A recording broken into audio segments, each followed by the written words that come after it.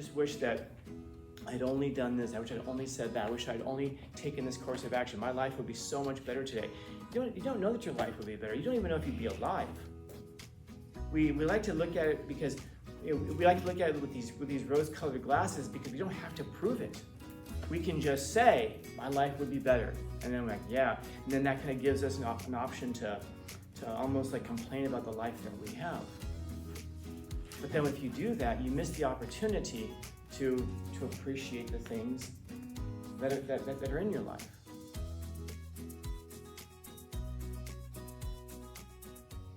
I'm thinking about several years ago now, I had some students and they were in that medical ROP thing here, like it's the medical terminology, but they used to have another class, I'm not sure if they even still have it, where there was more like a sports medicine thing. They still have that? And they would actually like train the students to go out and do like the sports medicine for like the football games and the baseball games. And so if there was an injury, they had the students who were there and they were actually, helping with the injuries, which was interesting. So there was one time where these students who were in that program came to me and they were like, dude, you're never gonna believe what happened yesterday. So I told them, then don't tell me if I'm not gonna believe it. I go, okay, you'll believe it when we tell you. Okay. So they were saying that they were walking down Highland over here. And you know where the intersection, there's the 7-Eleven right here. And then there's the Arco over there, just down the street. So very long story short, they were walking home down that way, and they were walking up this way. And there was a motorcycle. That's a motorcycle.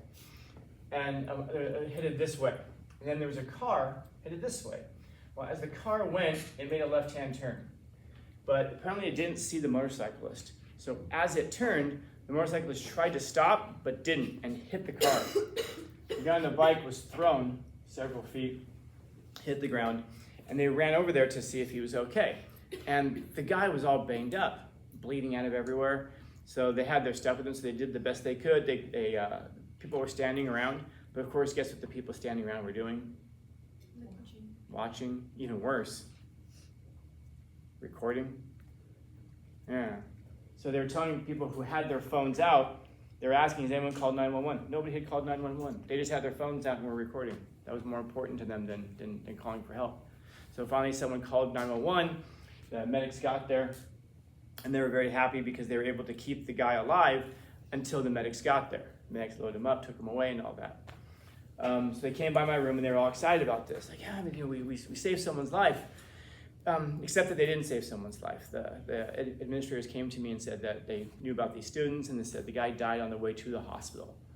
So they kept him alive just on the way to the hospital. And it's one of those things where you sit there and you wonder, like, my goodness, like, what if somebody had called right away? What if the medics had gotten there sooner? What if they, because they're more professional, what if they'd been able to stop the bleeding sooner? What if? But man, there's an even bigger what if than just that.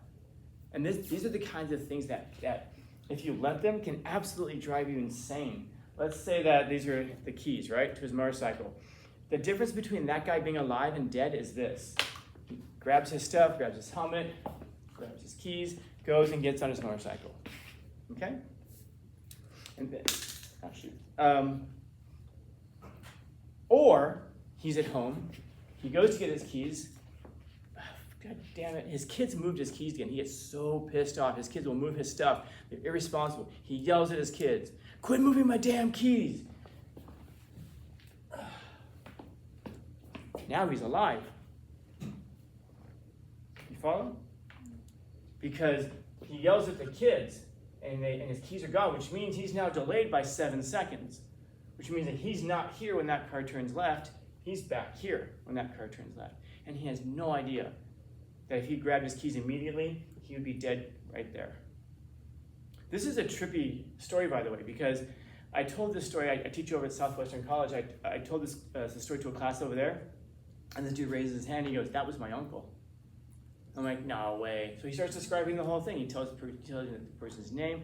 Yeah, true story. It actually happened, the dude's nephew happened to be in my class when I was telling this story.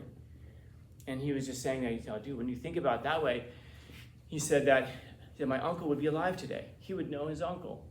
his uncle had 2 kids. Those kids' lives are forever changed. Why? Because his keys were where they were supposed to be. And so he was right there at that moment. Complete random chance, man. Complete random chance. And the thing is, again, he would never even notice. Have you ever been so close to him, like maybe like you're on your, like, you go to cross the street and a car turns and he just doesn't see you and almost hits you? Man, if you were walking down the hallway here earlier, like after school, and someone, you know those people who like walk in the hallway and they walk really slow in the middle and people have to go around them, they don't even seem to realize there's a world around them. Don't be that person, by the way. If you're gonna walk slow, stay off to the side. People are walking. But there's those people who they'll walk like 3 or 4 in a row, and they'll walk really slow down the hallway, as friends. And you're like, dude, what the hell? And then you go around them. You ever think that if those guys hadn't been walking in the hallway really slowly, you would not have been delayed by those 3 or 4 seconds, and therefore that car that turned would have hit you? And you can permeate that thing way back. You can go back 10 minutes as long as there's been none change and go, wow, 10 minutes ago, if that person had to walk slowly in front of me, I'd be dead right now. You can go crazy, though, thinking about if I had just said this, or if I had just done that, or if I had just done this, if only this, or if only that. But the truth is that you never know how things are going to turn out. You can't predict it. Because what if you're in class and you wish you had said that one thing, so then you said it. And so then because you said it, you're walking thinking to yourself, I'm glad I finally said that thing. I'm glad that it was the right answer. I'm glad I got that answer right, or whatever. And because you're thinking about it, you walk a little bit quicker or a little bit slower, and then that car hits you and you die. Just because you said something in class. So then I guess the answer is never say anything in class. No, because then who knows how that's going to impact you. You just can't make these predictions in life when we think, if I had just done this or I had just done that. You don't know. You just don't know. Because I think about it that I went to, anybody guess what university I went to? Yeah, so I went to UCLA. And I'll tell you guys about it in a bit, but my dad was very disappointed in me for going to UCLA because I lived in Los Angeles and I was accepted to Harvard, Stanford, Columbia, Berkeley, UCLA, and USC. And my dad, my whole life, he worked at McDonald's. My mom was disabled, so I grew up very, very poor. Not very, very poor, but I grew up very poor. And my dad, when I got accepted to Harvard, was like, you're going to Harvard, right? I'm like, no, I don't think so, because I was a musician at the time.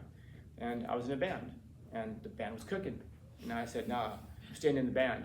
And then you play in LA? So I just went to the best school in LA. And my dad was like, you're gonna play in a band instead of go to Harvard? I'm like, yeah, that's what I'm gonna do. And my mom was the kind of mom who was like, all right, whatever you decide to do is what you're gonna decide to do, because I love music, and she said, you're never gonna know. Unless you go for it, you're never gonna know, and you're probably always gonna wonder. Because if you go to Harvard, your music career is probably over. So, go for it. And my mom and my dad, of course, were very different. My dad's answer was like, dude, he says, well, he didn't call me dude. He said, you're the son of a guy who works at McDonald's, and you could go to Harvard. That's the American dream. You've got to go. And I was like, no, I'm gonna rock the stage instead. And so I go to UCLA. And a few months after I started, actually not even a few months, a month after I started UCLA, the band breaks up. So people will say, you should have gone to Harvard. I don't know. Let's say I go to Harvard. I get on a plane, I fly out there, I land, get into a taxi cab. The taxi's taking me to the school, and while I'm in that taxi cab, a car hits us and I die in the car. I got done in a car accident. Should I have gone to Harvard now? No. So often you just don't know. You don't know until afterwards. It's retrospective. We look back on it and we just say, man, I just wish that I'd only done this. I wish I'd only said that. I wish I'd only taken this course of action. My life would be so much better today. You don't know that your life would be better. You don't even know if you'd be alive. We like to look at it because we like to look at it with these rose-colored glasses because we don't have to prove it. We can just say, my life would be better. And then we're like, yeah. And then that kind of gives us an option to almost like complain about the life that we have. But then if you do that, you miss the opportunity to appreciate the things that are in your life. If you knew you might not be able to see these things again tomorrow, what are the things? What are the it's to which we're referring? What if you knew you weren't going to be able to see your family again tomorrow? Some of us might sit there and go, good. Maybe. Probably not. Because whatever problem you're having with your family right now, like most things in life, this too shall pass. And as you get older and you grow, you mature, hopefully they mature, and even if you have these rough patches, you probably, at least if experience is any indicator, most people end up coming together again with their families. And you're talking to and this is coming from somebody who hasn't talked to his family in 20 years. Maybe it's friends. Are there friends in your life that you appreciate, that if suddenly all of a sudden if you guys became enemies, would you miss them? Would you appreciate the time that you have with them? 3 weeks ago, a week before school started, a friend of mine committed suicide a few days before we started school here. Do I miss her? Yeah. I really wish I could have some more moments with her. I could look back on it and say, man, how come we didn't see it coming? But we kind of did. Just didn't think it was going to happen like this, or we just didn't think it was so immediate. We thought we had some time. Didn't. Just went home and decided to do it one day. Now, and then you talk to friends. I talk to other friends, and they tell me, oh yeah, this happened, and I can see it in retrospect now. I'm like, oh, how come you didn't tell me she said this? How come you didn't tell me she did that? How come you didn't, talk? You can't blame people, because it's like a puzzle. Like if I give you a piece of a puzzle and I ask you, what's this puzzle a picture of? You can't know. It's just one piece of a puzzle. You only see the whole picture if we all put our pieces together. We didn't all get together and say, hey, there are all these pieces of Carissa that we can put together. We can see what's about to happen. You can't. If you're lucky, maybe a few of you can, but the point is is just that, do you wish you had one more day? Yeah. What would you do with one more day, though? And that's a real question. If you're with your friends, with your family, if you just had one more day, what would you do with them? Would it be different if you knew that you only had one more day? Because that could be any day. One day I went to go see a professor of mine, former professor of mine, friend of mine. He gave me my first job as a professor at Pasadena City College. He got me in. I went and saw him. And as I went to go see him, I got a phone call from my dad that my mom had a heart attack. My mom died suddenly. I was supposed to meet her for lunch. Do I wish I had one more day? Yeah. But then again, if I had one more day, probably wish for one more day, and then one more day, and one more day. The point of it is that if you really think about it, everything that you do in your life, at some point, there's going to be a last time that you did it. You have a friend and you hug them. There's going to be a day that is the last hug that you give them. You may not even know it. There's going to be a last day of school, and you may not even know it. There may be a last whatever. Last time, dude, I even think about this sometimes because I just think it's silly and strange but weird. There's going to be a last slice of pizza I'm going to eat at some point. I don't know what that's going to be. So I enjoy every slice of pizza like it's the last. And that can make you feel morbid, like, oh. But then it makes me sad to think it might be the last. It's not a way of saying, therefore, be sad about it. It's a way of saying, therefore, maybe appreciate. Because maybe if you learn how to appreciate every single little thing in your life, man, well, you start to have a life that you appreciate. And then you start to develop gratitude. And if you do that, you can't help but be happy. It's a choice of how you look at it. Like, this could be the last slice of pizza ever. Or, man, this could be the last slice of pizza. I'm going to enjoy this one. Because it will be someday, and you won't know it. So, you can ask yourself, what's the it to which you're referring? If you knew you may not see it again, everything would suddenly become special and precious, wouldn't it? Wouldn't it? So figure out what those things are that you really enjoy, that you appreciate, that you love, and then go accordingly.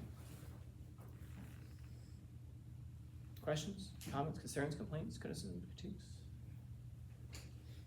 Happy Wednesday. Just a few light subjects for today.